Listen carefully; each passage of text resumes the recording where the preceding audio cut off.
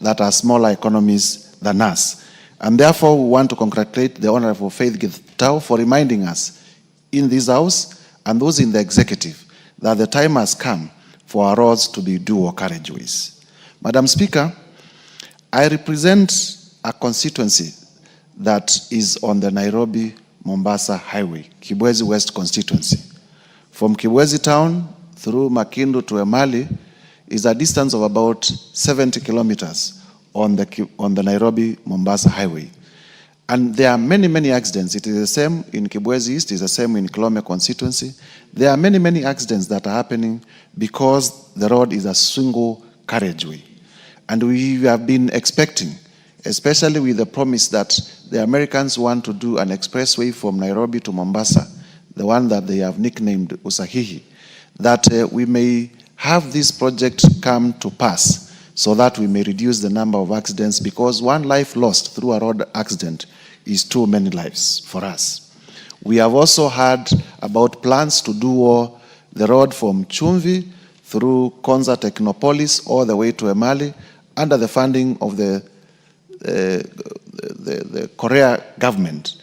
And I stand to request the executive to fast track such plans so that my people, the people living along the Nairobi-Mombasa Highway, may stop losing their lives because of avoidable accidents that can be avoided by dualing the Mombasa-Nairobi Highway. As for the funding, everything starts with an idea. And we cannot fear to propose ideas of dualing our roads because we do not have the money. And therefore, I want, as I support this motion, to urge the State Department for Roads to come up with a plan on how we can dual our roads and to engage Parliament so that we may pass the necessary policy and legislative framework to facilitate the dualing of all the roads in the Republic of Kenya so that we may reflect the economy that we are, that we may become attractive even to foreign investment and attract more people to come to our country, because a road network, attractive road network also is important in terms of the image of our country that we give to the people who visit our country. Having said that, Madam Speaker, I beg to support and urge that it doesn't end at mere debate, that the Committee on Implementation will pick it up so that we may have a concrete plan with clear timelines on how this will be achieved. I thank you, Madam Speaker, for the opportunity. Thank you very much, Honorable Mutuse. The Honorable Naomi Wako, member for Marsabit. Thank you very much, Honorable Speaker, for allowing me to add my contribution to this very important motion brought by Honorable Faith Gitau, one of our very diligent commissioner and a member of Parliament. Honorable Speaker, as I stand, I want to confirm that I support this motion because it touches on one of the most important things that we depend on as a country. Honorable Speaker, the proposal that this House resolves that the government through the Ministry of Roads and Transport undertakes an expansion program of national trunk roads with the view of upgrading all classes A, B, and C roads in the country from two-way lanes to dual carriageway, one-way roads with the necessary infrastructure that include footbridges, safe crossing zones at regular intervals. Honorable Speaker, I fully support this because we know very well as a country, so many innocent lives have been lost. We've lost many people. We've lost even tourists who have been in our country due to road carnage. We've lost our young people, students, going for school trips or maybe going to their schools because of road carnage. And by expanding our road, we are sure that the accidents that keep happening in our country and on the roads will be reduced. Honorable Speaker, even as we propose this, some disciplines must be observed of time and how the drivers, should conduct themselves, and having the driving license and doing all the due diligence will help us and add a lot of value to the suggestion that we are making. And again, Honorable Speaker, expanding our roads will be profitable to our country. Our economy will grow because we know very well that many of our neighboring countries depend on us. And by expanding our roads, then we know that we will be able to grow our economy, and we'll be able even to be of use to our neighbors, because Kenya, as it is today, we are at the front line and leading from there. We wouldn't want, to cause chaos and also other people to be in our country and have accidents. Honorable Speaker, we also know very well that road transport is still the preferred mode of travel and transport for many Kenyans, simply because it is affordable. And many of us prefer it because we know that when you're on the road, you are safe enough, unless maybe something that you are not aware happens. You know that you will be able to reach your destination safely. But again, if we are not able to manage and to control well, we will continue losing a lot of people. Honorable Speaker, we know that even for the service delivery, we depend on our roads for the service delivery. And these days we have our motorbike, the borders, who support us. And what the motion is supporting is going to help us a lot, because with what she's saying, safe crossing zones at regular intervals, proper drainage system, and other requisite infrastructure for their optimal operation. Even our border people will have their own path to be riding on, and that will be safe, because right now we are mingling and everybody is trying to compete for space on our roads, which is not safe. And again, we are not saving time.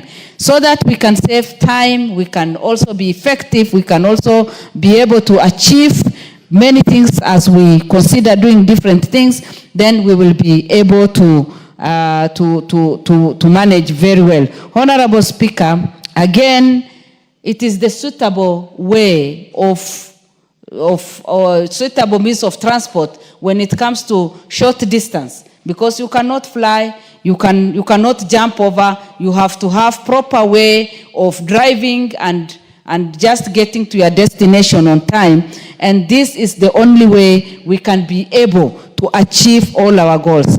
It is my prayer that we will be able to do this, so that in our country, we already have a lot of challenges. We have many people, blaming the government for doing different things. We have Kenyans crying because of poor economy.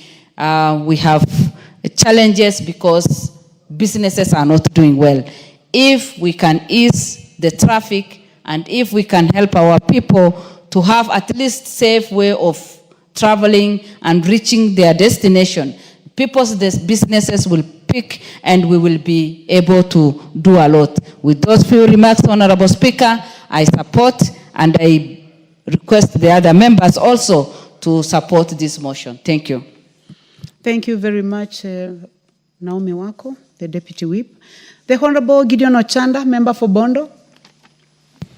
Thank you, Madam Speaker. Madam Speaker, there are a number of things that if people and governments are not able to realize and to do, will continue being in many, many, many problems. One of these is the issue of planning and the use of data.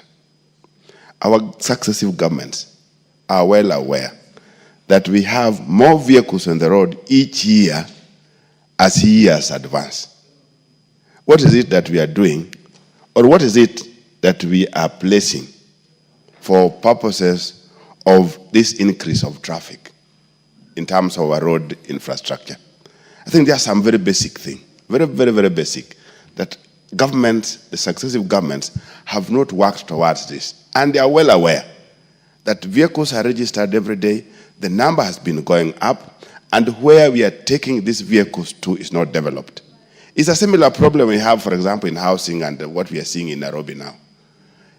One house or a household is brought down, one building, and instead it is replaced by a massive house of more than 40 households. While you are doing this, you have not planned for sewer, you have not planned for transport, you have not planned for all these many other things. And this is exactly where the messes are coming in. And we also have data in terms of the amount of messes that we have on our roads. We also have the amount of messes that we have even in terms of the other infrastructure because of planning. I don't want to say that the planning has not been bad, but somebody is ignoring, because these are very bare facts, that when you increase in number, definitely there must be a provision. Even if it is water, there must be a provision. Nairobi doesn't have the same people it had 20 years ago. There must be a provision. There must be some forward looking in terms of how some of these things are supposed to be met. And Madam Speaker, even some very basic way of how government raises revenue, we are well aware that if you put aside the formal ways of raising taxes or revenue, transport sector is one of the biggest sectors that helps these governments to raise money.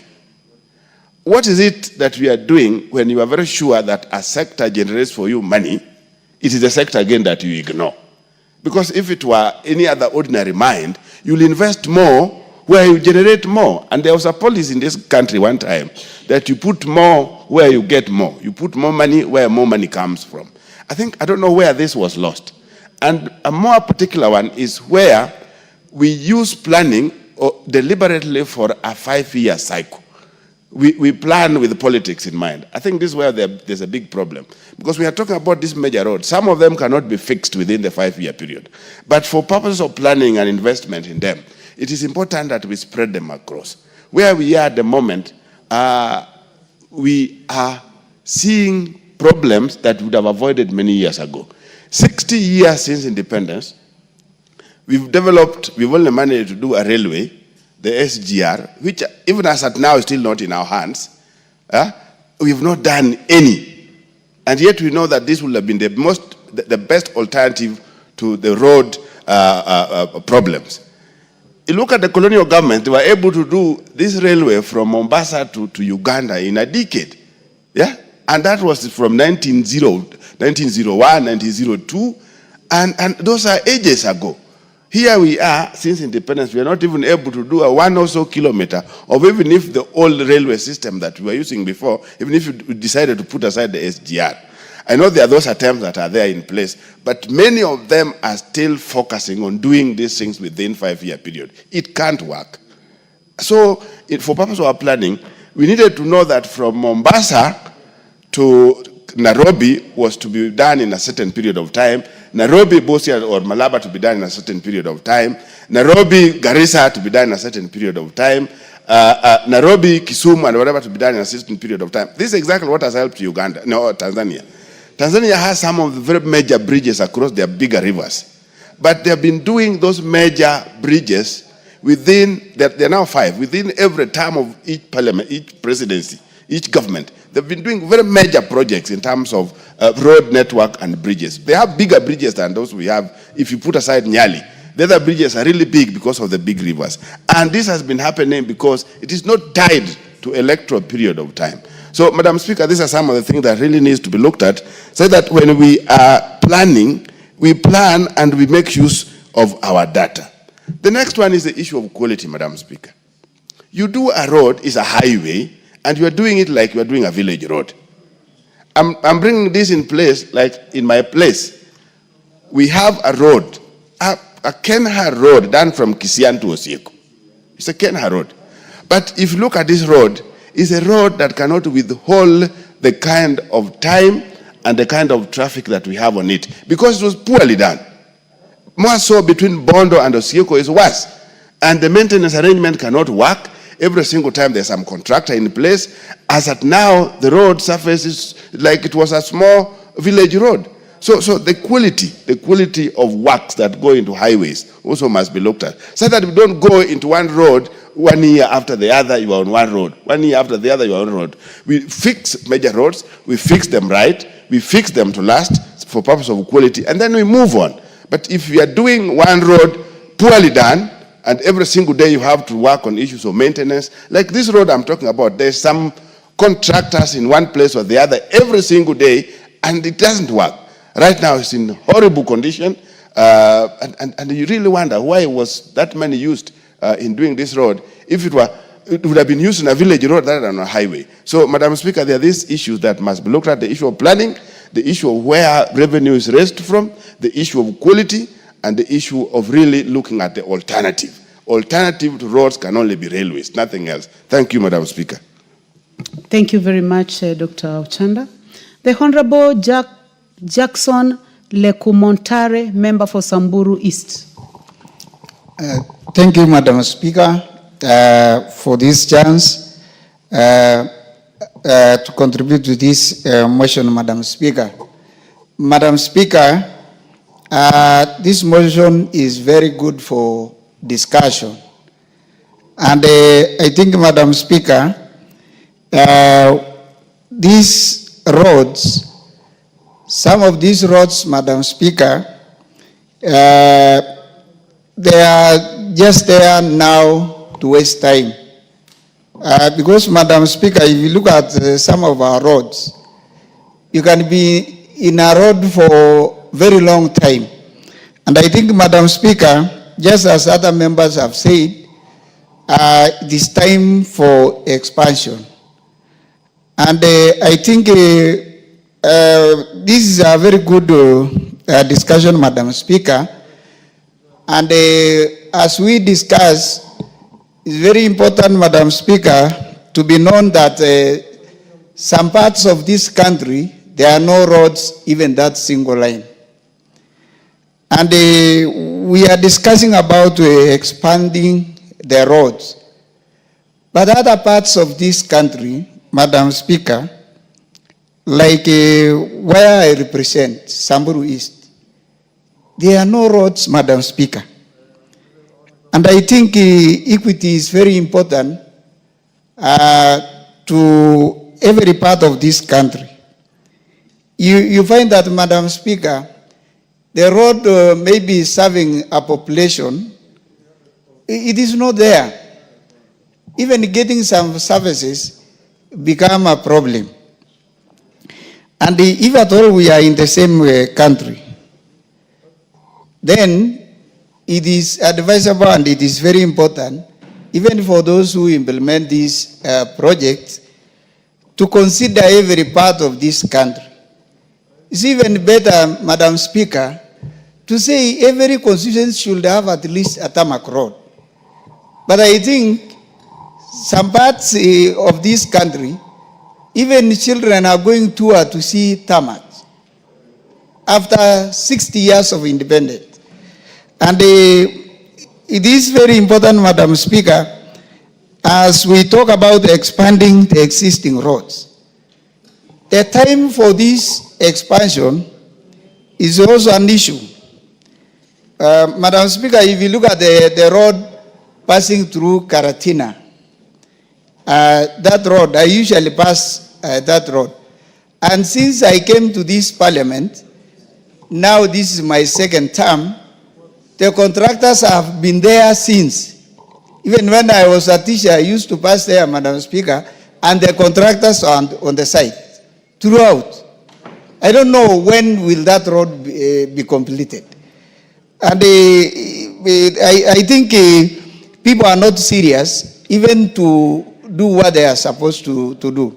Because for more than 10 years, just trying to expand the road, it is not moving. So it is a good thing to discuss, a good thing to bring this motion. And I think it is important that it should be implemented, Madam Speaker. We lack good roads in this country. And I don't agree, Madam Speaker, when we say the resources are not enough, because they are enough in other places. It is only people are not looking at the whole country in a very fair manner. Some parts will get a lot of money, while others, when we look at other parts, then there is no funds. That is the usual song people are singing every now and then. And I think it is now the high time the government should be able to look at every part and consider it. If the budget is small, then it should be small for everybody. But you can find other places getting a lot of money, but others no roads throughout, and we are in the same country. So I think it is very good. We really need to look at how maybe we can get funds to try help Kenyans. If you look at even the commodities, the way people are getting even food, commodities in other places, it is very high because of bad roads. When people are saying here Unga has gone, Madam Speaker, in our places, we even don't talk because the road is worsening even what our people are getting. So I think it's a good thing, good to discuss, but very important to note that there are no roads in other places. And I think if we really want to be fair, let us look at every corner of this country. Thank you, Madam Speaker. I support this expansion of roads to every place. Thank you.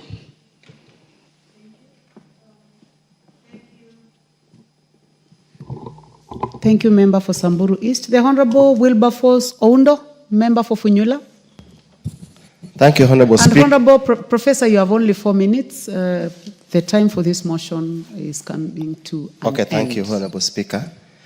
Let me also join my colleagues in supporting the motion by Honorable Faith Gitau on expansion of major roads in the country to dual carriageways. Honorable Speaker, transportation is the key to industrialization, is the key to improving the economy, and its importance cannot be gainsaid. Honorable Speaker, many of our so-called trunk roads, the international roads connect various regions and towns in this country, cannot really be constituted or be considered to be true roads in the true sense in what we see in the other countries. Honorable Speaker, it's such a shame that the road from Kisumu all the way to the border at Busia is literally a track. It cannot be called a road. Yet we pride ourselves that's the road to Great Lake region, to the entire all parts of the East and Central Africa. Honorable Speaker, the same applies to large chunks of the road between Eldoret and Malaba. It's therefore important that, as Honorable Faith has stated, that this country, the planners, all those who are involved, should move with speed and through other means, find ways and means of ensuring that these roads are dual. Honorable Speaker, if you travel many parts of this world, even small countries in Africa, all their major trunk roads are truly dual roads so that they move traffic, move goods fairly fast to where they are supposed to be. But Honorable Speaker, as we concentrate on the roads, allow me also to join Dr. Chanda. In many other parts of the country, actual road supplements transport. We have an untapped opportunity for purposes of railway. We could have moved much more goods, much more passengers, faster, safer, if we had continuously invested in the railway network. The last railway to be built was during the colonial time. The next has been during President Uhuru's time. Surely, honestly speaking, if we could find a way, I had an opportunity to travel in South Korea, a distance of almost 1,000 kilometers with a speed train. You cover much less period of time, and you move much more many people compared to road transport. But unfortunately, for Madam Faith, this is just a mere motion. Implementing or putting into practice motions in this country if we have such a bad history, we might just end up being a chat show here without much impact or effort. With those few remarks, so that I save time, I support. Thank you very much, honorable members. The balance of time, 48 minutes, has expired. So this motion, I'm sorry, it comes to an end. I know a few of you had wanted to speak, like the Honorable Dr. Mutunga, the Honorable Dick Maungu, and those two. Sorry, you cannot. I would like now to call upon the mover to reply. Is the mover in the house? I understand that the mover is in another meeting, the Commissioner Faith Kitau. So that will be scheduled at another time by the House Business Committee. Next order. Order number 16, motion, implementation of the universal health coverage and of a policy on mandatory use of public health care facilities by public officers. Motion by the Honorable Sabina Chege, nominated member. I would like this to be scheduled at another time. Next order. Order number 17, motion, formulation of a regulatory framework on artificial intelligence in the country. This motion is by the Honorable Marianne Kitani, MP. Let's try to trace the Honorable Marianne because I've just seen her around. Honorable members, I would like to welcome students seated in the Speakers Gallery this morning. Students from El Kejuado High School, Kajiado constituency in Kajiado County. You are welcome to the National Assembly to continue observing proceedings of the House. Honorable members, let's welcome them in our usual way. Thank you. Honorable members, in the absence of the Honorable Marianne Kitani, I order that this motion be scheduled at another time by the House Business Committee. Next order. Order number 18, motion, formulation of land use policy on zoning of land for agriculture and belt development. Honorable members, this motion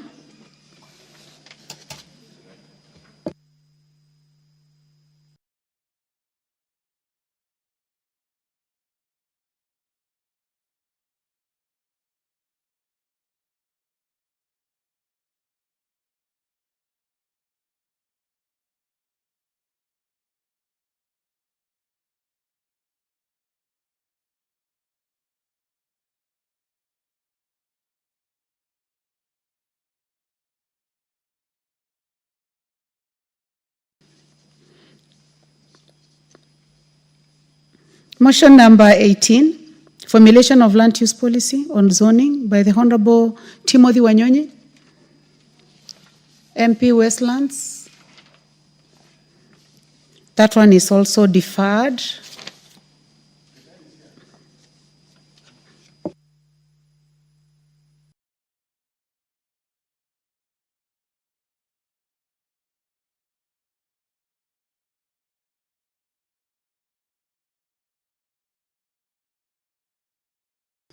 Honorable members, I would like to inquire from the Honorable Kitani. Please approach the table.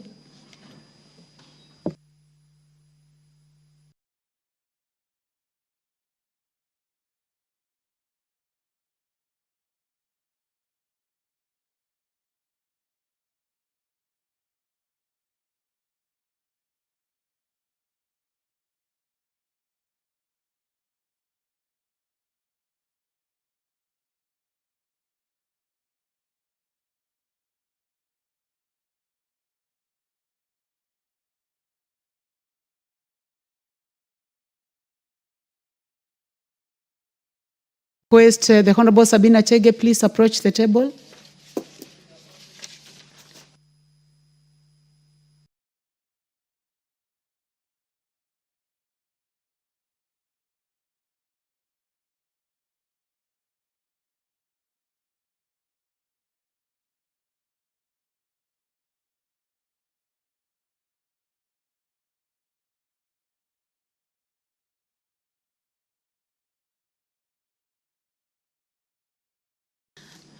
So I request the clerk to call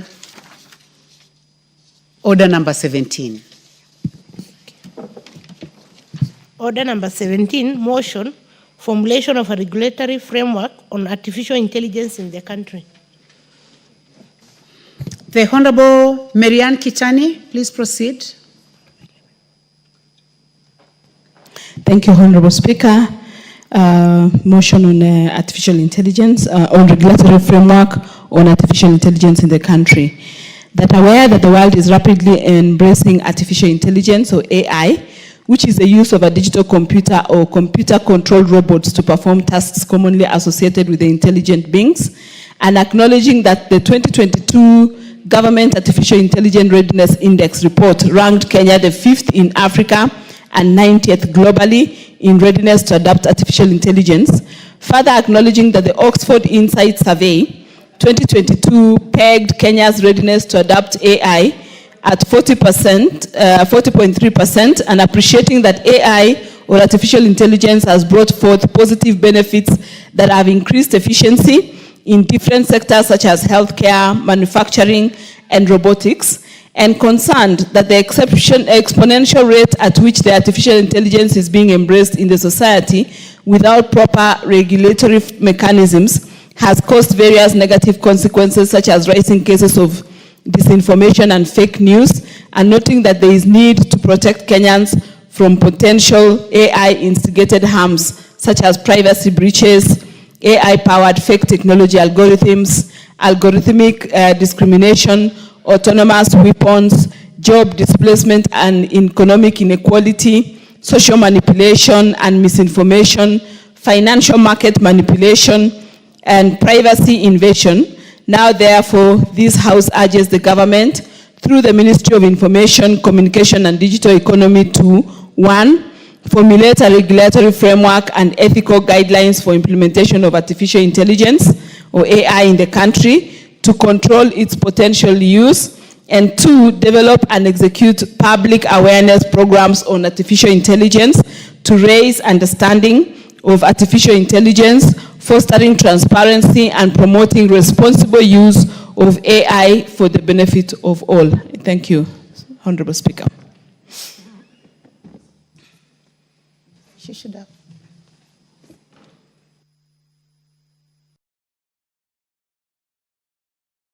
You need to move the motion. Do you have a seconder? Okay. I'll ask Honorable Maungo to second.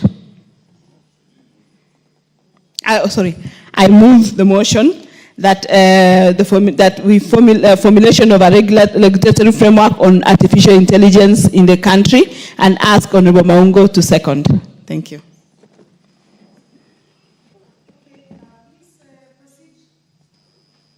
Proceed to second the motion.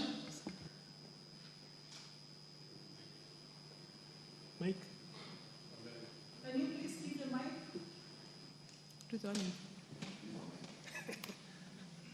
I've been given double mics. Thank you, Madam Speaker. Allow me first and foremost acknowledge that Honorable Marianne has just proposed a very important and significant motion that comes at a time where the country is at a point in time, Madam Speaker, where artificial intelligence is a thing of the day. Madam Speaker, as well captured, regulatory framework may be the most important thing to do at a point like this, because there are several benefits that accrue to the country, several benefits accrue to the citizens and the community at large by using artificial intelligence. Madam Speaker, we have been able to see what artificial intelligence can do, and we live in a society that is a global village, Madam Speaker. And if we don't have regulatory framework within which artificial intelligence will be used, Madam Speaker, members of the public and the country at large is likely to suffer some consequences, Madam Speaker. And therefore, having a framework within which people, the public, can use AI will be the way to go. I therefore second. Thank you.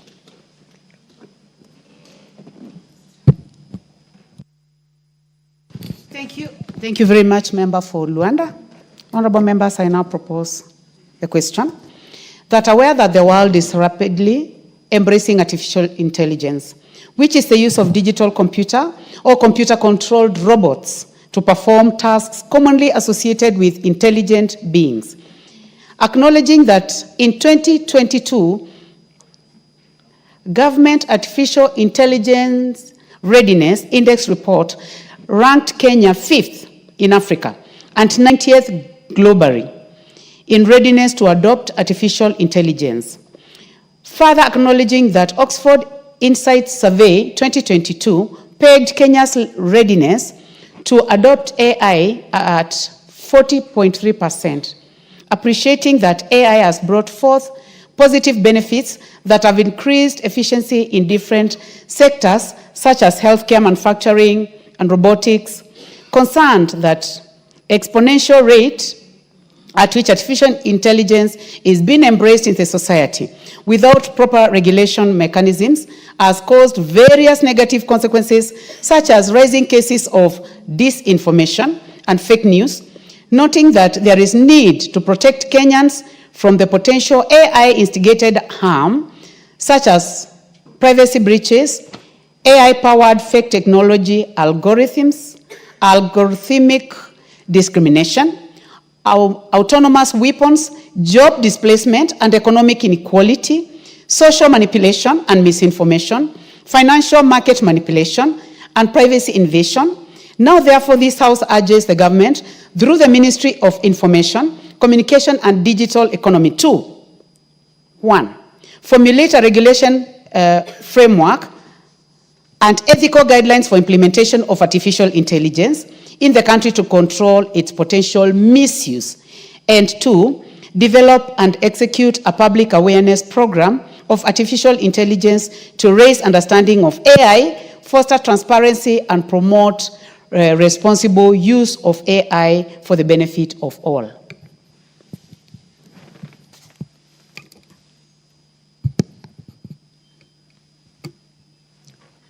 Honorable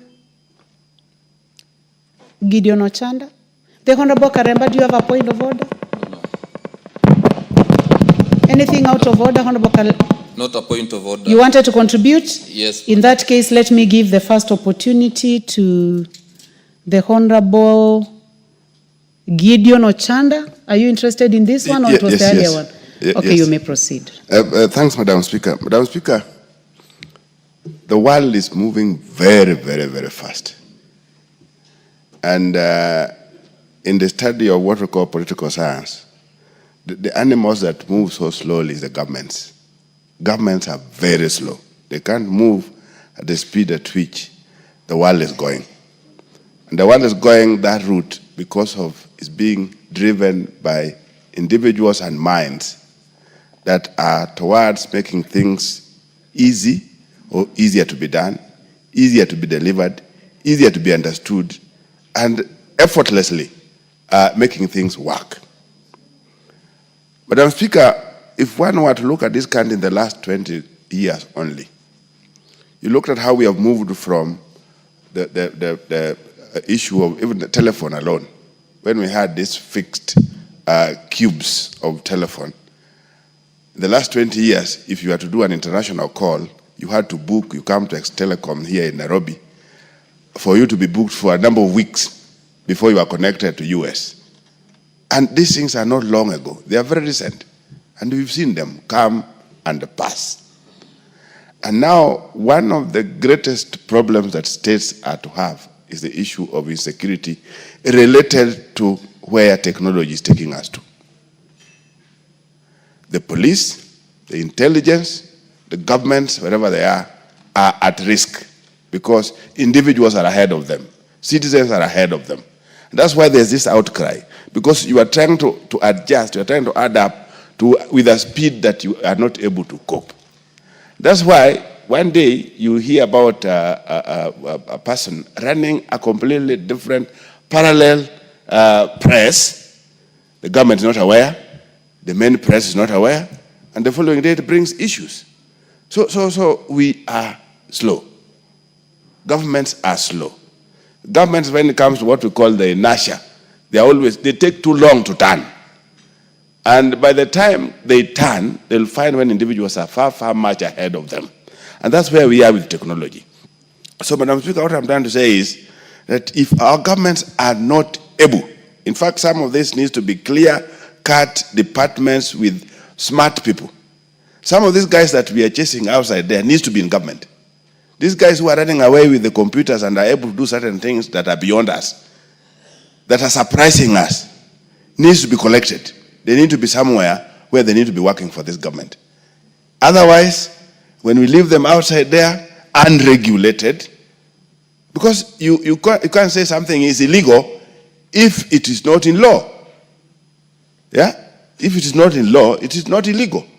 So even if when one commits it, whether it is bad or wrong, there's nowhere you will take them to. And that's exactly where we are in this nation as at now. That we have individuals ahead of this government in terms of IQ, in terms of where they are, in terms of technology, they are ahead. And the best that the government is supposed to do is to collect this guy somewhere. And I think that's what many governments are doing. Collect all these smart brains, have them somewhere. Because you know, if you leave them, they are going to be ahead of you. And it's going to be a disaster. Number two, Madam Speaker, we are talking about unemployment. The issue of AI is the issue that is to deal with labor problems. Labor. So what is going to happen? I want to give a small example. That I've been to a school, a big high school, where there are 8 streams of classes. And this school, compared to other schools, including mine, a school in my constituency that's employing 98 teachers, this school is only employing 18 teachers. And they are working in a manner that one teacher in a small corner of a computer room is able to handle 8 streams or 8 classes at a go.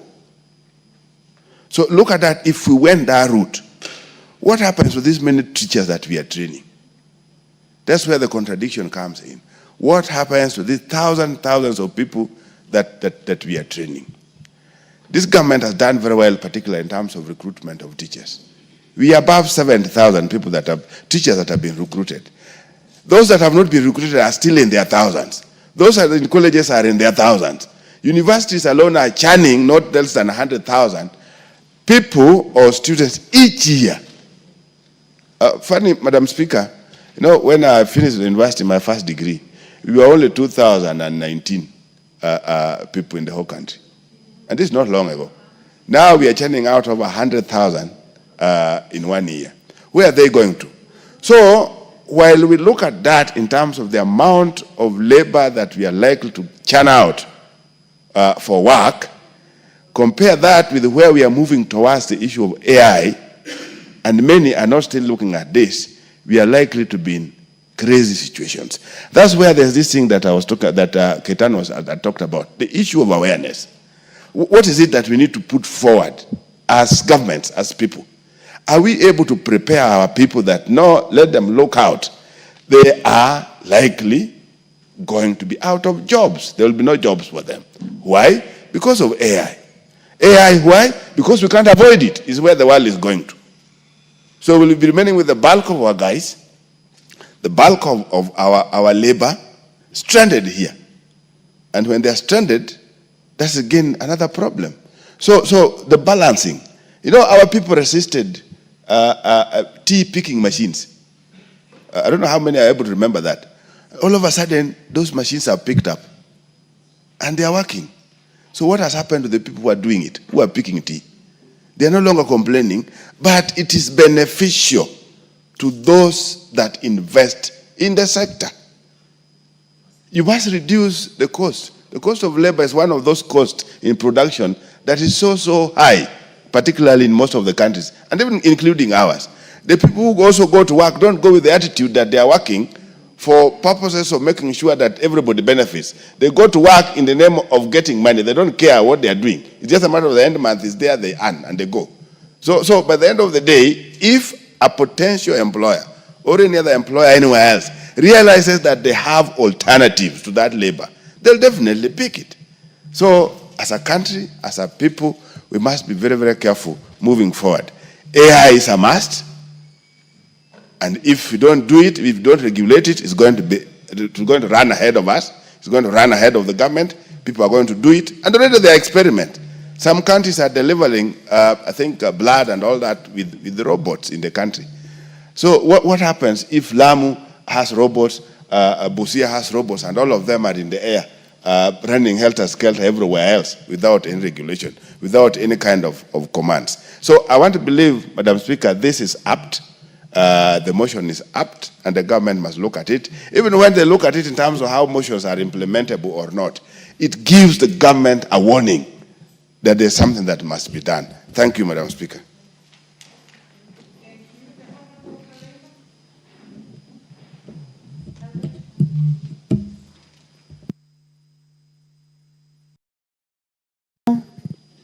Muchangi. Please trace him and give him the mic. Thank you, Honorable Speaker. And Honorable Speaker, Karemba is also my name. Should always be very comfortable. Officially. Yeah, it is my name. It's my official. It's an official name. The Honorable Eric. Yeah. Eric Muchangi, member for. Thank you very much. So, Honorable Speaker, I want to rise to support this motion by the Honorable Member for Aldai.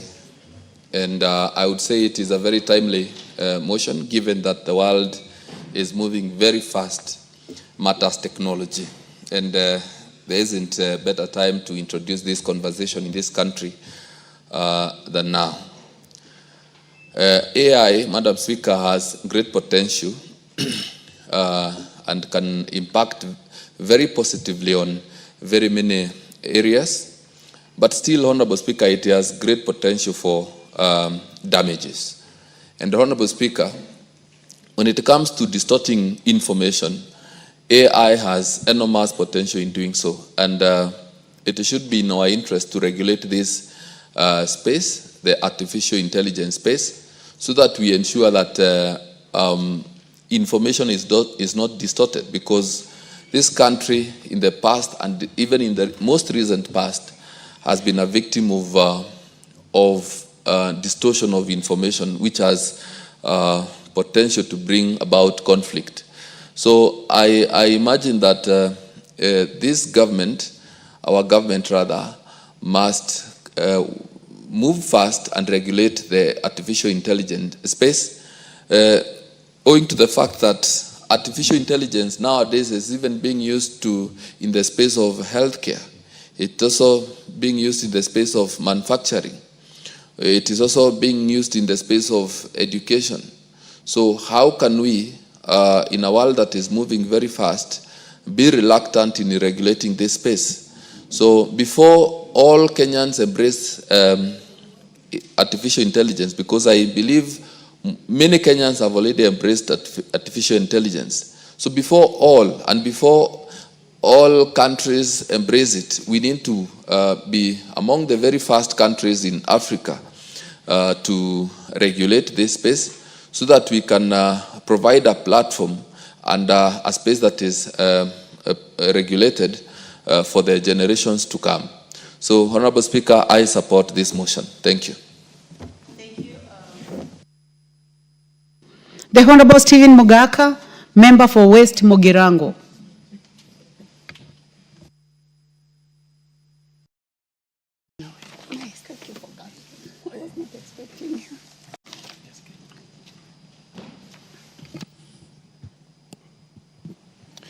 Thank you.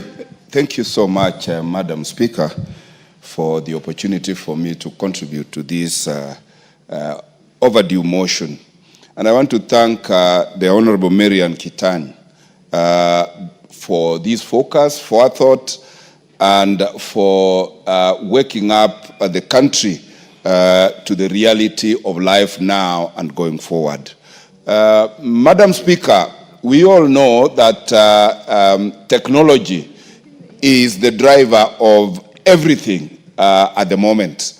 And AI is the latest entrant into the toolkit in ICT that has made work extremely easy, that has increased efficiency, that has made it possible to improve productivity but that has also come with equal dangers, because technology, like anything good, is a double-edged sword.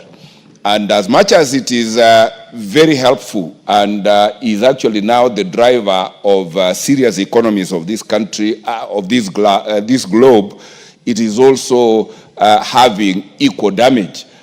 Because when you employ AI in warfare, like is happening elsewhere in the world today, you can see the havoc that is being created by military people who are not at the war front, but are remotely attacking their perceived enemies and causing a lot of harm. Madam Speaker, Kenya has invested heavily in technical training institutes.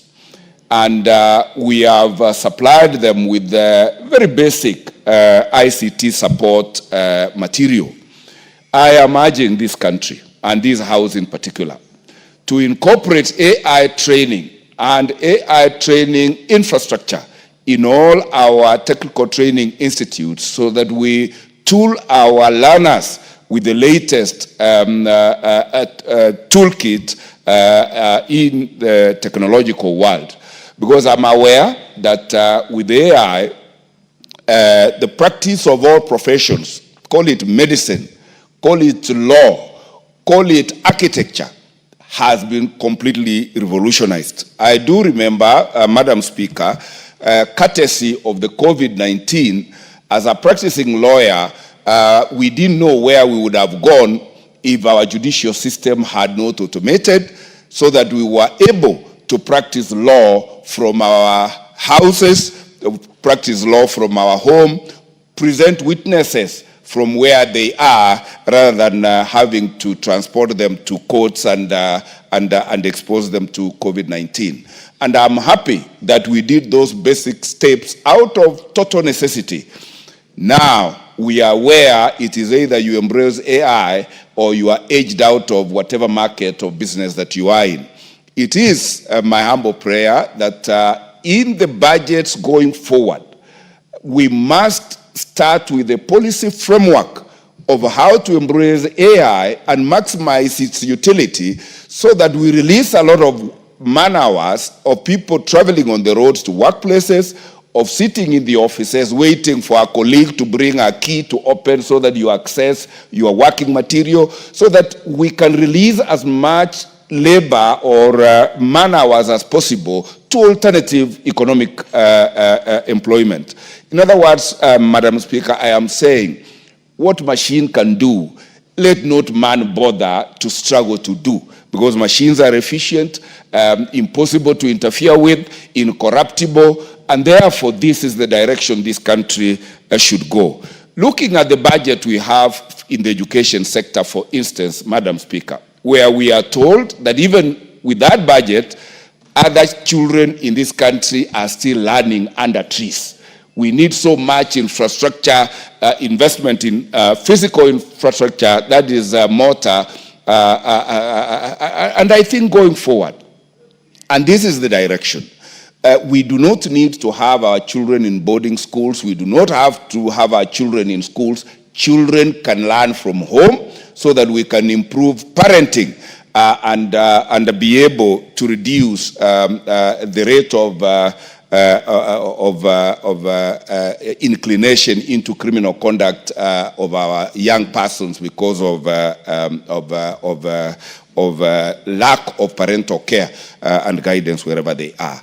And I want to plead that our ICT ministry wakes up and draws a policy framework that this House should debate, discuss, approve, and then inculcate, create a very deliberate learning program for all sectors, both private and public sector, so that as a country we embrace technology, we embrace AI, we exploit the advantages of that AI, and be able to be an industrial giant in a very short while. And as we do that, we urge the engineers in this sector to be very candid with the country on the dangers associated with the use of that technology, so that we build up firewalls, we build up regulatory mechanisms to ensure that what is so good, when used badly, does not become extremely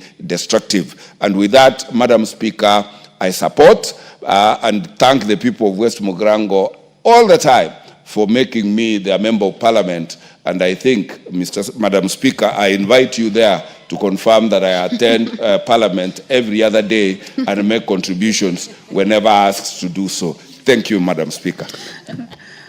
Thank you. Actually, when you are speaking, I noticed that you seem to be very happy today. So, and you are also bringing the same happiness to the House, and thank you for your invitation. The Honorable Geoffrey Mulanya, member for Nambale. Thank you, Madam Speaker, for giving the opportunity to speak on this motion. Madam Speaker, as has been said by my colleagues, it is very important that we get a proper regulatory framework to control the use of artificial intelligence in this country. We know that the society is moving very fast. And Madam Speaker, you know that every time we have new children born in society, their minds are racing ahead of even the parents. And this is courtesy of the information technology that's being availed. You buy a new phone, there are new technology that is being advanced daily. But now the government is not moving at the same pace in this particular space. You note that, Madam Speaker, currently as you speak, the AI is the one being used by most doctors right now in prescribing medicine, which is dangerous. AI is being used in education for teachers who are preparing learning lessons to teach in schools. AI is being even used in the legal fraternity. The other day, I had a complaint from a judge indicating that young advocates are now using AI to prepare submissions to forward in court, whereby they are quoting non-existing laws, non-existing judicial precedents that we rely on in legal, in our courts, so that this can easily mislead a court to arrive at a wrong decision. Because in legal, in our legal circles, we normally rely heavily on the previous decided case, so that we have a sequence. We don't want to have contradictions. But when someone is now coming in, we're using artificial intelligence to prepare submissions, quote non-existing cases, you find out that the judge that is presiding over the case is easily going to be misled.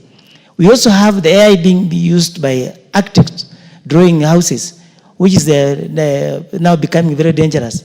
Madam Speaker, you note, as it has been said, the lack of regulatory framework is one that has led into all these things happening in our society. It's therefore very important that we formulate regulatory framework and ethical guidelines for implementation of the artificial intelligence in the country to control the potential misuse. We have had cases of fake news appearing in our social media, because we have young intelligence people coming up with the newspaper headlines with screaming news that are fake. But all this information is distorting society, that is a potential risk to a conflict. So, Madam Speaker, I support the motion and say that it is extremely timely. Support Honorable Marianne Keitany and thank her for bringing up this particular motion. Thank you, Madam Speaker. Thank you very much, Member for Nambale. The Honorable Dr. John Mutunga, Member for Tigania West and Chair Agriculture. Thank you very much, Honorable Speaker, for the opportunity to also add my voice to the Honorable Marianne Keitany's motion on the need for regulatory framework in the use of artificial intelligence. Honorable Speaker, in the stage at which we are technologically, Kenya will have no choice other than embrace artificial intelligence. As we speak, Honorable Speaker, we've already embraced anyway in certain sectors, and the process is ongoing. So what is important, and what the Honourable Member is speaking so loudly about, is having a regulatory framework that will basically guide on how to use artificial intelligence in the advent of losses of job, potential losses of job, and the need for further and more intensive and more complicated industrialization, as well as the growth of stage that we are in. Honourable Speaker, we witness in movies and sometimes in the newscasts most of the time, we see how artificial intelligence has played a role in especially collecting intelligence from various places, and also for even mapping, geomapping of an area, where we use drones, even determining where to spray in agricultural, pest and disease control. Artificial intelligence has become very, very, very important. In modern warfare, drones have been used quite a lot. And I believe one of the advancements that we need today is that artificial intelligence which can enable us to identify the powers of the enemy, the placement and the distribution of the enemy, their warfare and the investments in various areas. We have also seen that in the service sector, artificial intelligence has become very, very important. And therefore, it is key that we embrace artificial intelligence as a country. Honourable Speaker, last 2 months, I think it was in April, I happened to participate in a convention on coffee marketing in Houston, in America. And we were amazed by the level at which certain countries have reached in terms of service of the coffee itself, where a robot takes an order from a human being, prepares the coffee, serves the coffee in specific amounts, and basically ensures that payment is done, and makes sure that the combinations are correct. So there is need for us to focus on how do we then embrace artificial intelligence, even as the knowledge permeates across the board. So it's a must that the country must embrace, but embraces in a systematic manner and in a manner that we are able to contain the user. Our Speaker, regulation is important. We need to discern which areas should we actually allow or control, what measures of control should we take when it comes to use of artificial intelligence. It is important for us to also focus on the areas that probably are dangerous to human beings so that we may promote artificial intelligence, especially when it comes to manufacturing. We know for sure that most of the manufacturing sector has embraced artificial intelligence, especially in other countries. And in this country also, we have investments in this particular area. So as we look at how do we invest in this area, what levels of control should we exercise, and how do we manage this? We need a policy. And this policy direction will help us as a country to manage this particular process. Kenya is noted as one of the countries in Africa that has advanced in this. In terms of ICT, Honourable Speaker, we are an advanced country. We are doing a lot. And investment in ICT is a purposed decision of the current government. There is a whole ministry that is looking at the possibilities within the digital divide, how we can exploit the opportunities therein, even to employ our children. Honourable Speaker, when we are looking at these possibilities, let us discern which section, which part of the investment structure should we use artificial intelligence. And Honourable Speaker, we are talking about digitization every year. Every time, every sector is getting through digitization. Even as we look at digitization, we may also know that it is not possible for us to control the learners. Research has to go on in various areas of ICT. We have to have our learners trying out options and possibilities. We know in the process of trying out options and possibilities, innovations in this country have been born, and they are born fruits, and they have really created a lot of employment, especially the M-Pesa, for instance, innovation. There are very many other innovations that have come by. There may be innovations that will also replace the possible job losses. So we need to allow research to continue, but in containment, to the extent that we need to be able to know which area is being focused on and what are the possible findings that we are looking at. Honourable Speaker, there's a lot of disinformation, especially in this country, and this disinformation is a lot more propagated through the media and through the social media. Social media has embraced sufficient use of ICT. And that being the case, how can we also use artificial intelligence to enhance verification of the information that goes out? Honourable Speaker, as we move on, and even as we look at the court process where the burden of proof must be, must go on through to whatever extent, we are looking at a future where there are possibilities that people will say, using drones, we are able to collect this information. But we need to control this particular use of artificial intelligence to the extent that, because we know what we put in is what generates an output. And therefore, we need to be able to control how we use these options as it were. There are several possibilities that are important for us. First of all, containment of the news and news content. It is very important for us to know what kind of artificial intelligence was used to collect what news and whether there are possibilities before release of such news. If we do not contain this, then we are likely to be finding ourselves in cases where a proof has not been given and there has been sufficient circulation, which may mislead most of the Kenyans. The other issue is the control of associated onslaughts or the areas where we have embraced artificial intelligence.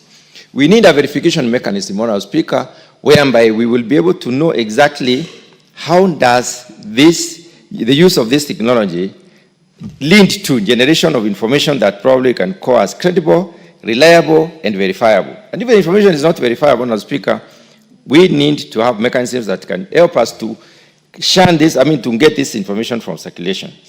When we focus on job losses, Honourable Speaker, artificial intelligence is likely to lead to job losses, yes. We are a country in transition which requires to employ most of our people, and also it can be a possibility that our people can be employed in this particular area.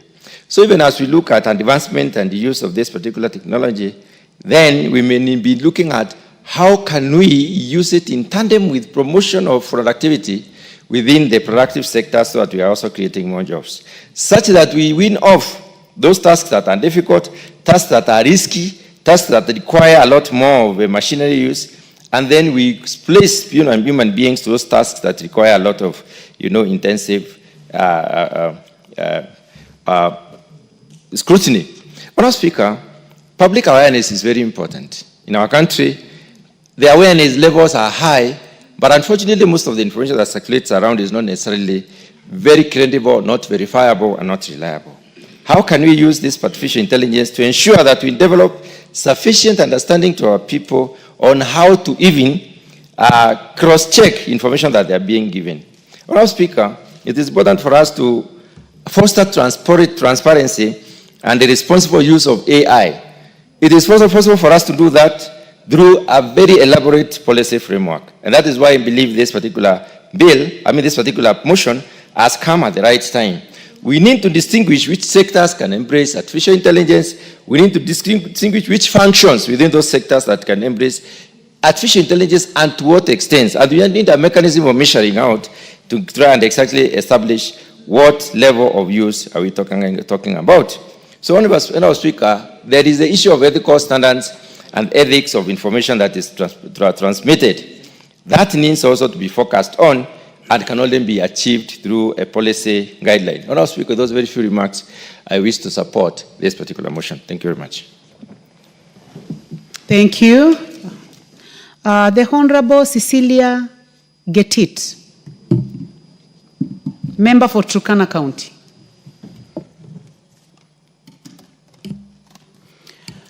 Thank you, Madam Speaker, for giving me this opportunity to contribute to this good motion by my colleague, Honorable Keitany.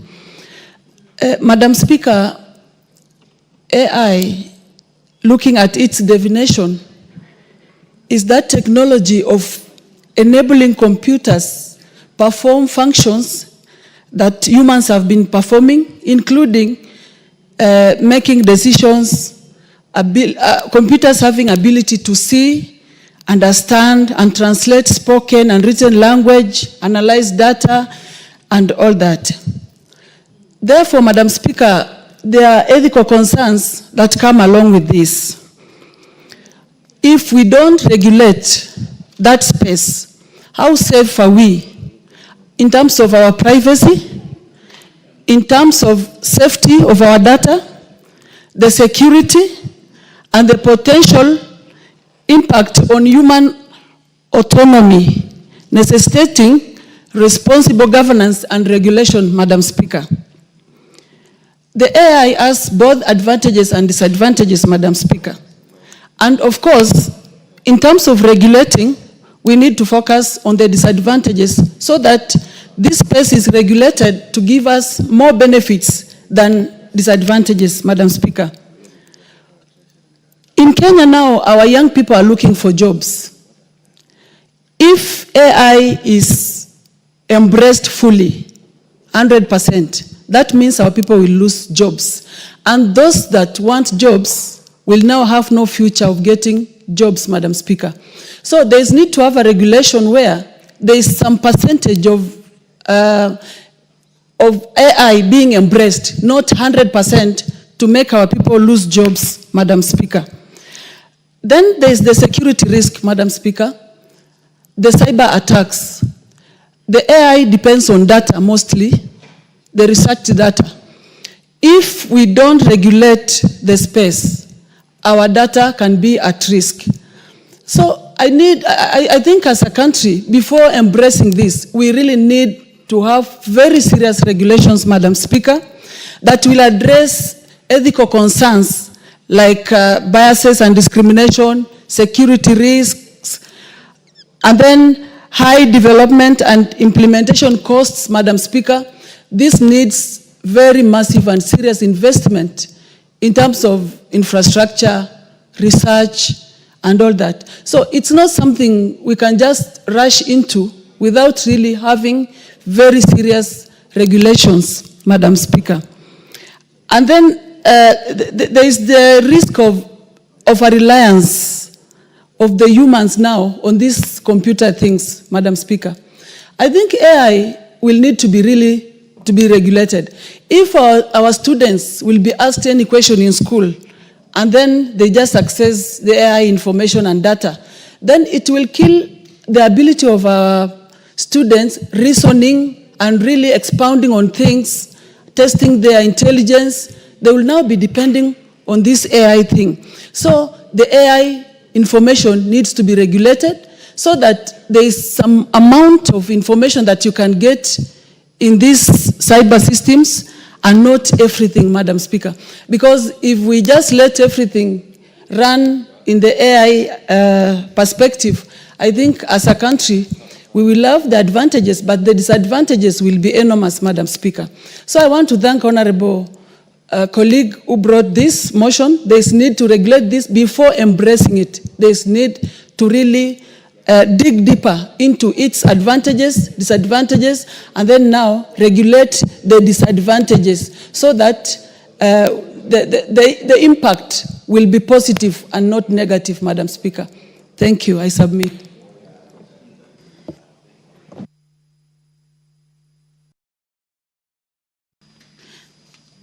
The Honorable Joseph Dena, nominated member. Please trace the Honorable Dena from my right. Thank you, Madam Speaker. I stand to support my colleague. I call her Maria Antoinette. First, we have, it is good that we cannot stop an idea whose time has come. AI is here now and it has come and it will not stop. That is the idea when mobile phones came, and now we have seen the revolutionaries of the mobile phones. But I will want to state on three things, three aspects of it. First is education.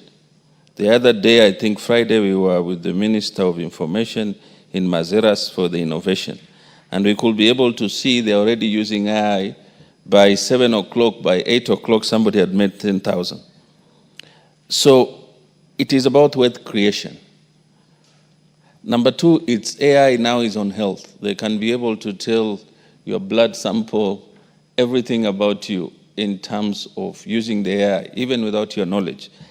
That I tend to support the regulation into this. The advantages are there, the time has come, but yet at the same time, we have to put the regulation to guide us. Third thing, it's on security, which is key. We can see now in Iran what is happening in Iran and Israel. Somebody you cannot see, somebody you cannot hear, somebody you cannot even have face. There is no plane. And now everybody is going into drone. Security is a key component in any country. If we cannot be able to regularize the AI policy, then we are going to fall into a big problem. So we come to agriculture. Right now there are drones that are feeding and able to tell the amount of fertilizer, the amount of acreage production, which will determine the food production of a country. And if we look into these things, they are key components of the future of a country. So I tend to support this motion because it is a key component in our life in which we live in.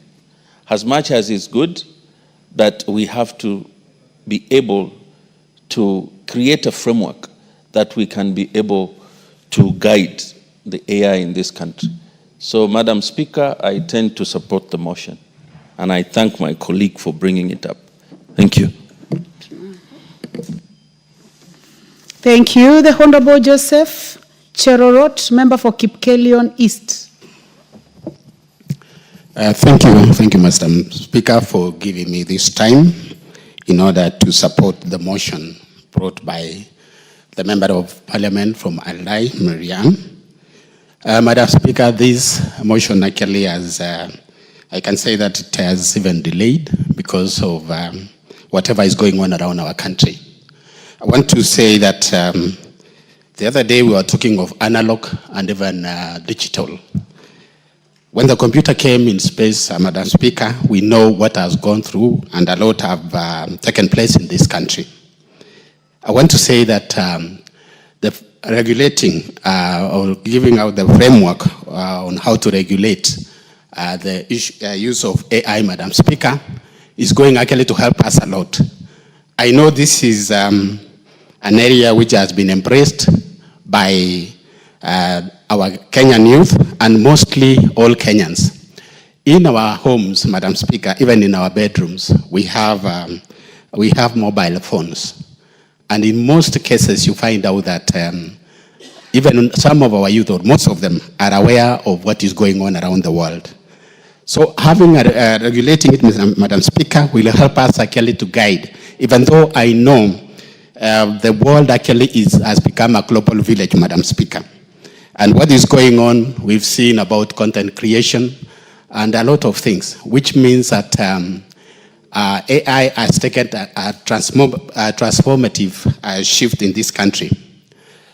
Madam Speaker, if we want actually even our ministries to proceed and even to progress, AI actually is the only way that can be embraced.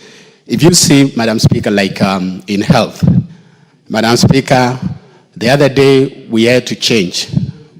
We had to shift to SHA from NHIF because NHIF was using actually the analog way.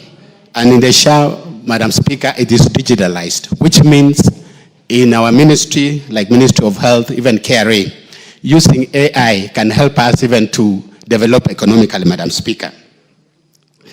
Madam Speaker, I want to say that if we want to also to prosper in our businesses, AI is the only way. Madam Speaker, you find yourself, you are seated in the house, and you do some orders, and within a short time, you do deliveries are dropped in your house just because of AI. So I want to mention that as a person, I'm supporting what actually the Member of Parliament, Honorable Marianne, has brought about this regulation of AI. If we want also to, like what we have mentioned, Madam Speaker, especially in terms of agriculture, there are a lot of things that you cannot use just the common sense that you have, but you have to apply also AI.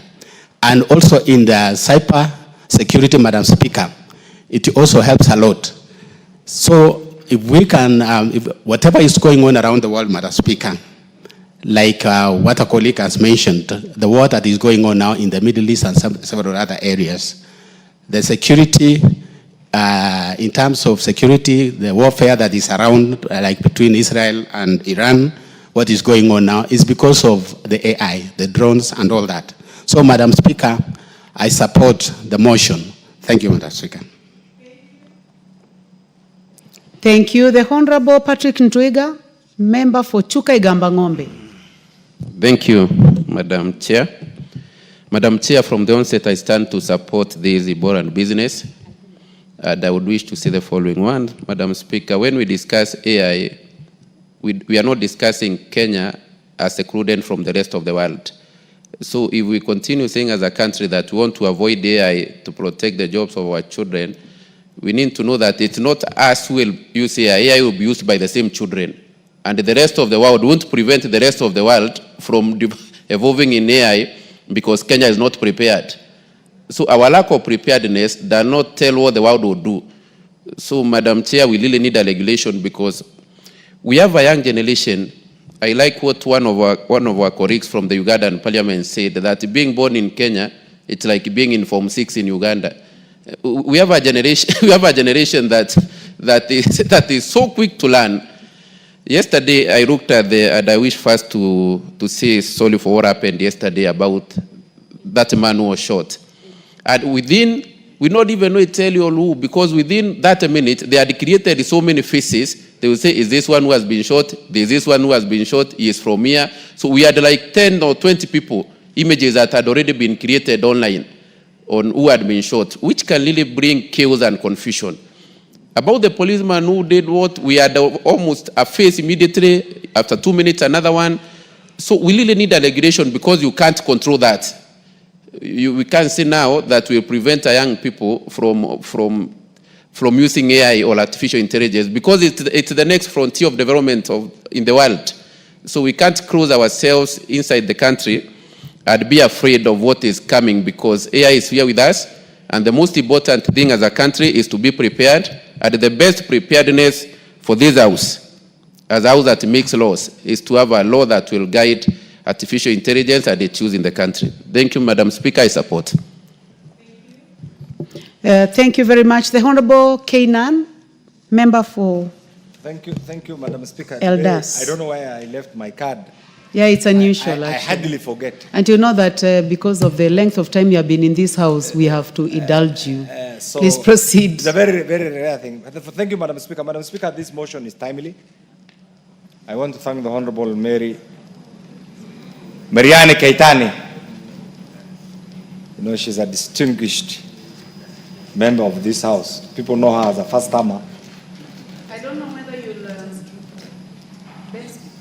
Yes, I'm saying people know her. Bent over because of your height. People know her as a first-timer, but she's an all-round, efficient, highly mobilized, former chief of staff. And I'm sure the people of Aldai will not regret in having her as a member of parliament. But that does not mean I have in any way trying to influence how the people of Aldai are likely to think of her and behave. Having said this, this motion is timely. And it's one of the things that we must think out of the box as a country. Madam Speaker, Kenya is a very responsible member of the global village. Let me call the global village. And equally, Kenya is a very resourceful, committed member of the African continent. And Madam Speaker, Kenya is a country of very diverse population. One of the things that we must pride in, recently we were voted as the best in human resource capital by the UN. Madam Speaker, that tag is so important not only to our diaspora community, but it takes our education system to another level.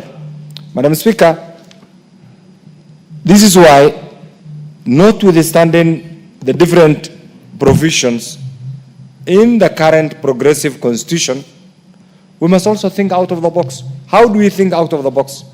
The right to privacy, the right to associate with whoever you want, the right of your neighbor, the right to you as an individual is all enshrined in the Constitution.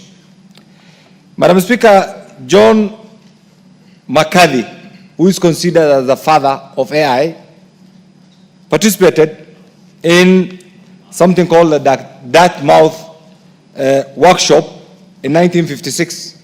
You can imagine where the world was at that particular time. And what he thought of in that particular conference, it what is now making everybody sleepless. Madam Speaker, as a country,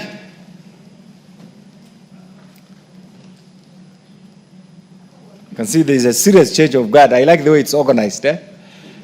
One It's really organized. I am sure that is one thing that other institutions should also emulate. Well structured.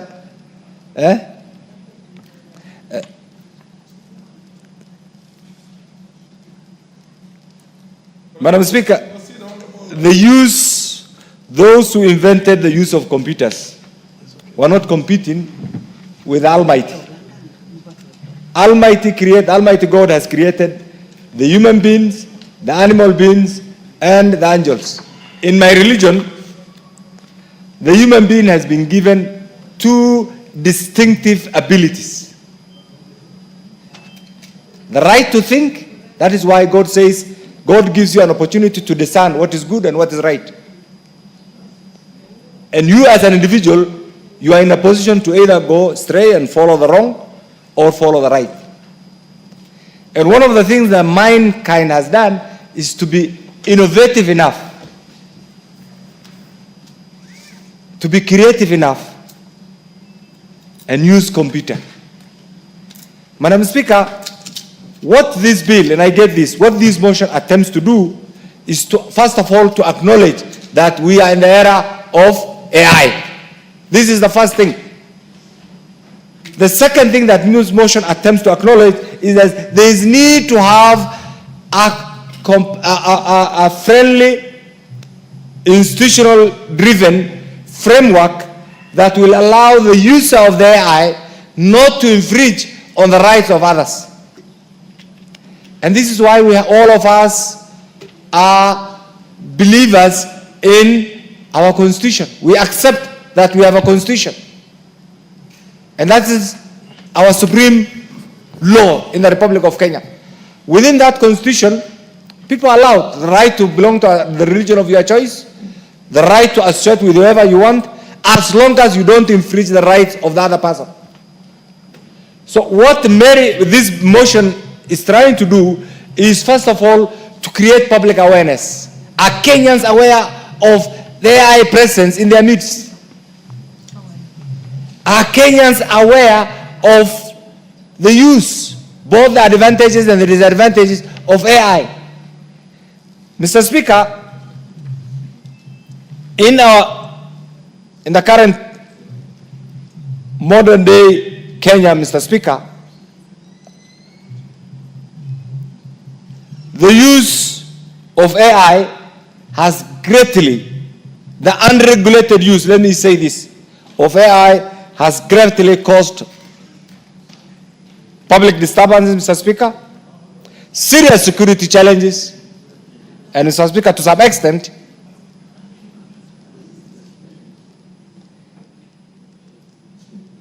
an infringement on our sovereign rights as a citizen and as a country, Mr. Speaker.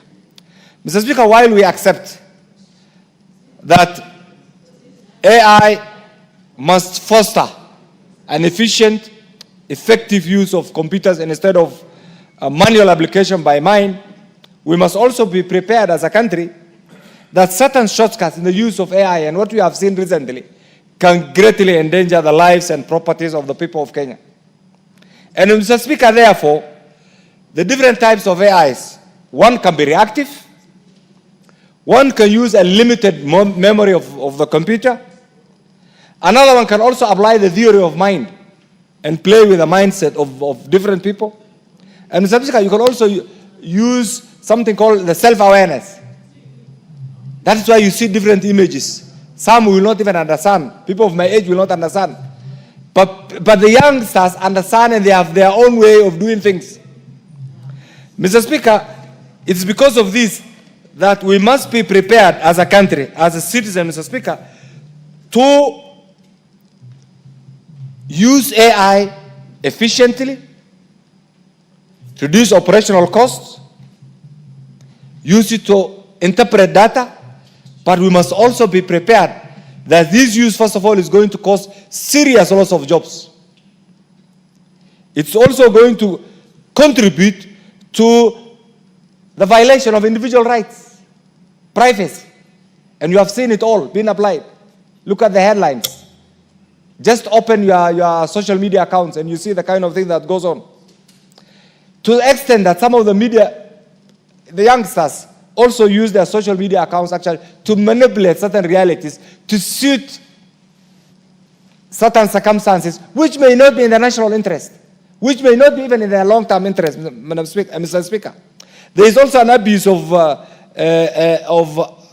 algorithm in the application of this. You can see certain shortcuts are taken, Mr. Speaker. It's also very difficult because you can see countries that have plunged in civil war, Mr. Speaker, or some of the events, global events that are happening right now. If you follow the social media accounts, like the world is coming to an end. We are almost on the verge of a third world war.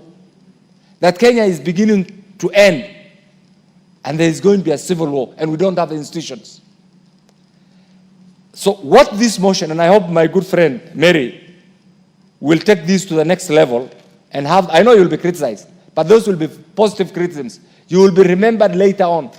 That's why I said we must think out of the box. Please translate this, take this to the next level, have it as a bill that allow the public to participate, and ultimately we'll come up with a bill that meets the test of time, a bill that meets the sovereign interest of the people of Kenya, a bill that will protect the rights of any individual, and a bill that will ultimately contribute to the development of this great republic. Mr. Speaker, I stand to support this, very progressive. Please don't get tired. Go on, bring the bill as soon as possible. I support. The MP for Taita Taveta, followed by the Honorable Geoffrey Odinga. Thank you, Mr. Speaker, for also giving me a chance to contribute briefly on this motion. And I want to begin by congratulating my colleague, Marianne, for bringing this motion on matters artificial intelligence. And Mr. Speaker, from the onset, I want to say that the world is revolving and it continues to evolve. And truly, AI is an idea that time has come, and there's nothing we can do about it. We have to embrace it. And Mr. Speaker, it has its own benefits and challenges. And already it is in practice. So, Mr. Speaker, the only way that we can enjoy or benefit from AI is to regulate it. We have to control so that we benefit from it. And Mr. Speaker, I want to say that a lot is being done by AI, like so many things. You get surprised at times you go for shopping and Mr. Speaker, you have your Visa card in the pocket and you just get close to the counter and tap it and everything is sorted. You know, money is removed from your card and you've already settled your bills.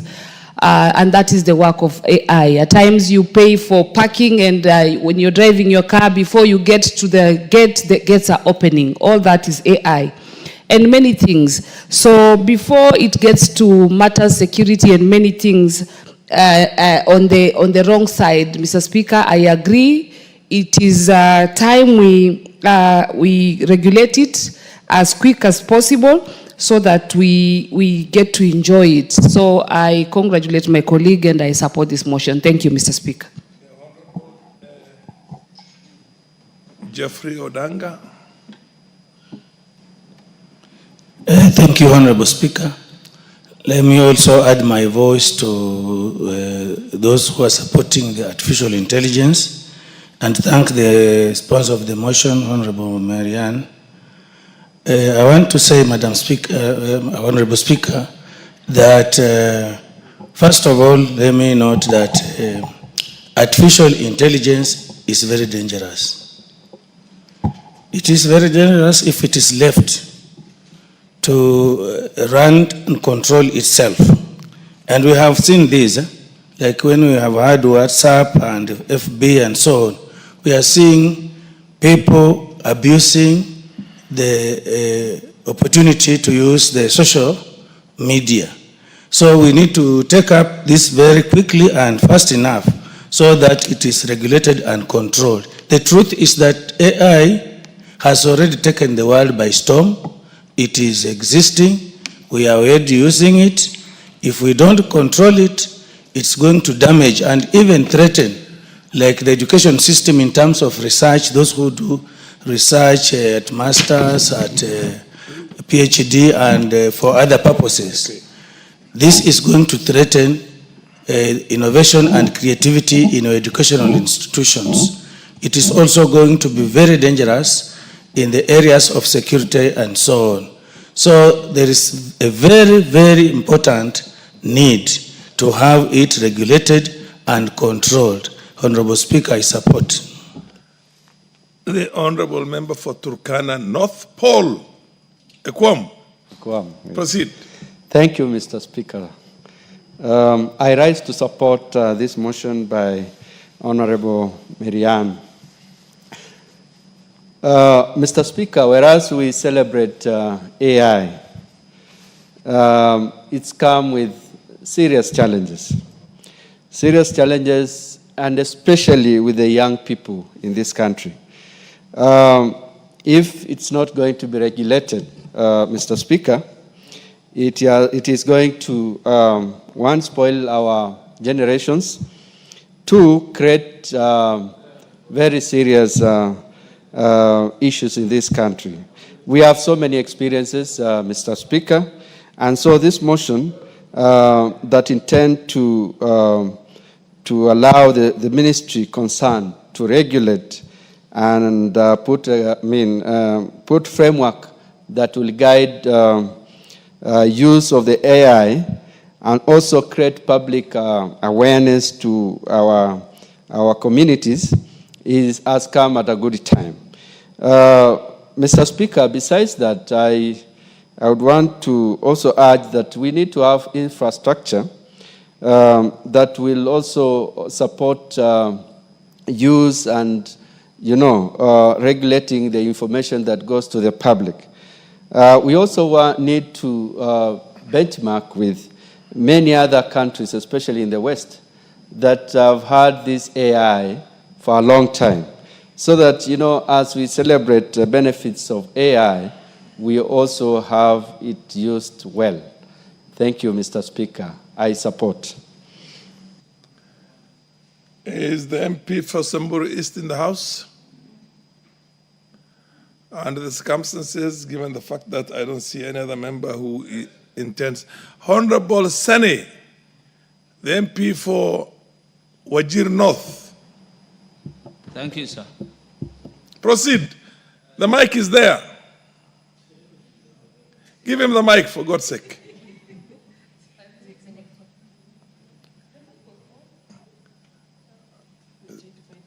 Sene, what did you do to the mic? It was on until you started. You messed. Go to another one. Go to another one. Where else? Where can you get a mic? Oh, yes. Fair enough. No, come right in front there. Yes, yes. There you go. Thank you, Mr. Speaker. Artificial intelligence is a new thing.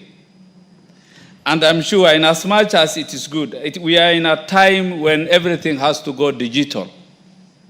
I'm brought up at a time when things were analog. And we must appreciate the changing times and trends.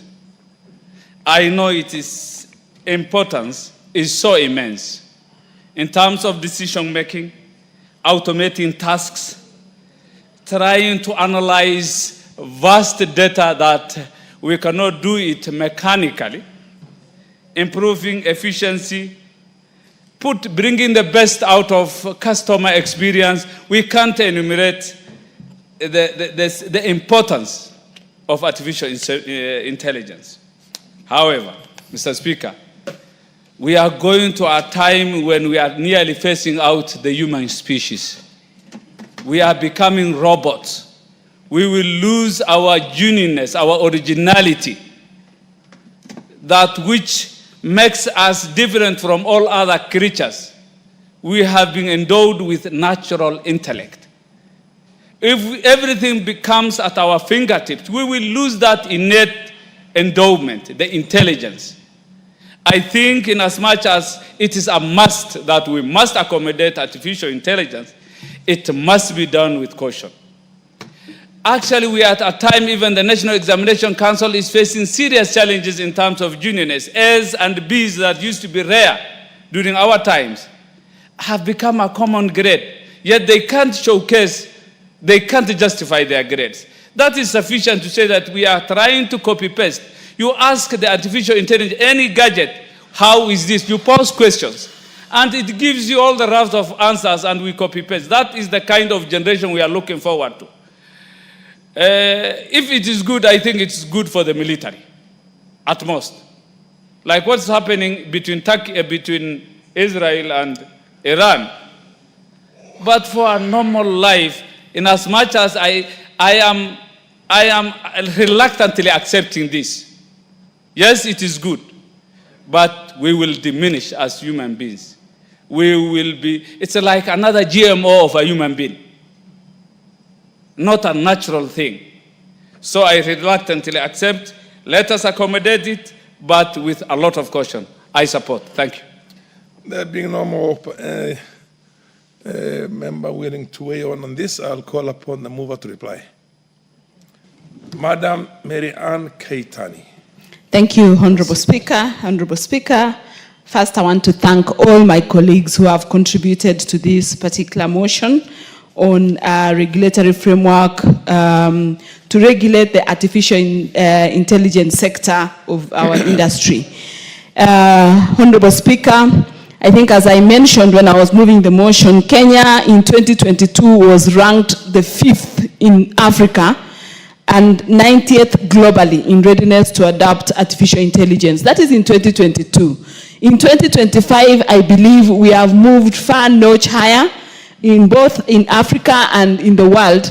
And without regulation and without a framework within which we can now work on to ensure that any artificial intelligence use and readiness is adopted in a regulated framework, then it becomes dangerous for us, especially in the age and era where we are dealing with fake news, in the age and era where we are dealing with economic inequalities and displacements and misinformation that has become a norm of the day.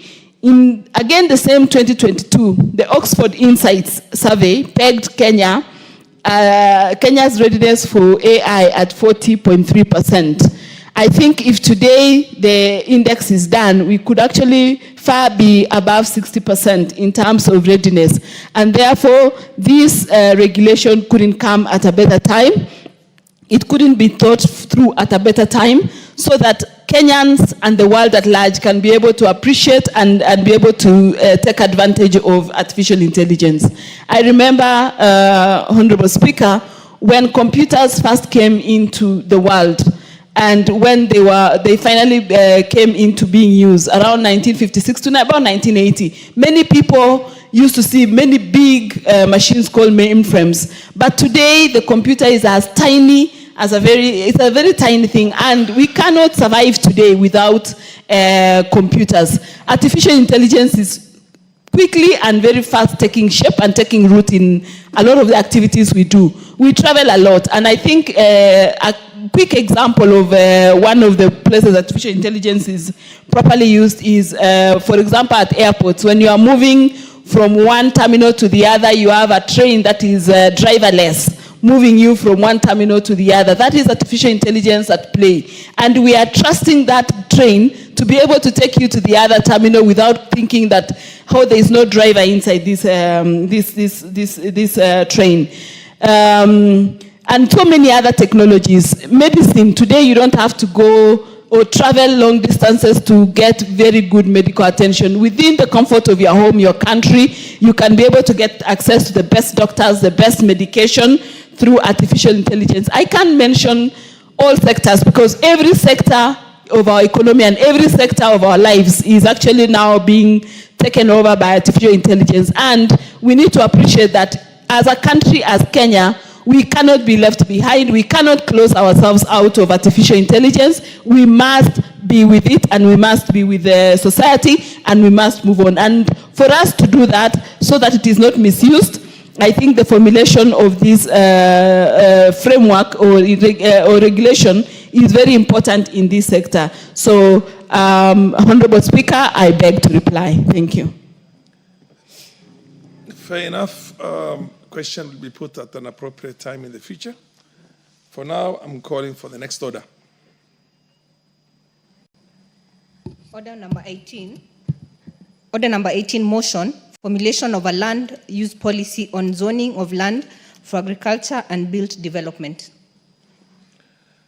The Honorable Tim Wanyonyi is in the House to move this motion?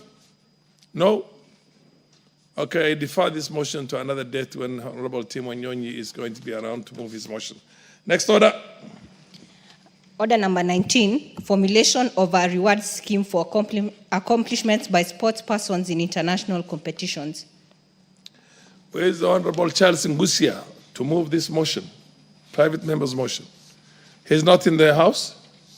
Fair enough. I direct that this motion be put on the order paper on an appropriate Wednesday when the Honorable Ngusia can move this private member's motion. Next order. Order number 20, motion, allocation of help funds to support students enrolled at the Kenya Medical Training College. The Honorable Shuria was around this morning. He's not in the House now? I'm sure he assumed that these other motions were going to take the time up to 1 o'clock. Under the circumstances, there being nobody to move, Shuria is not moving and he has not delegated that authority to somebody else to move on his behalf. I direct that this motion be put on the order paper at an appropriate date in the future. Next order. Order number 21, the Parliamentary Powers and Privileges Amendment Bill, Senate Bill number 37 of 2023, second reading. The co-sponsor, Honorable Wamboka. The Honorable Wamboka. Fair enough. Honorable Wamboka is not in the House to move this bill. Under the circumstances, I direct that this be put on the order paper at an appropriate date in the future. Next order. Order number 22, the Breastfeeding Mothers Bill, National Assembly Bill number 8 of 2024, second reading. The Honorable Sabina Chege to move this second reading of this motion, of this bill. Honorable Chege Sabina, MP for Muranga, is it? No, nominated member of parliament.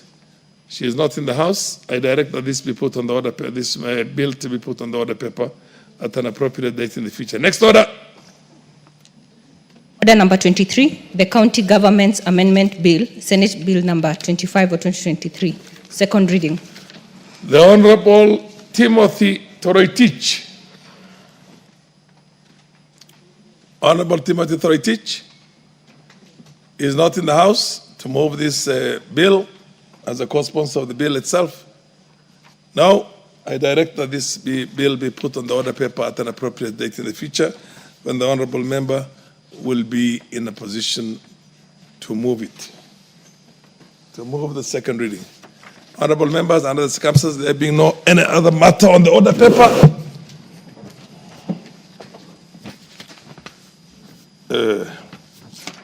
honorable members, the time being 12:30, 12:31 actually to be precise, p.m., this House stands adjourned until today, Wednesday, the 18th of June, 2025 at 2:30 p.m.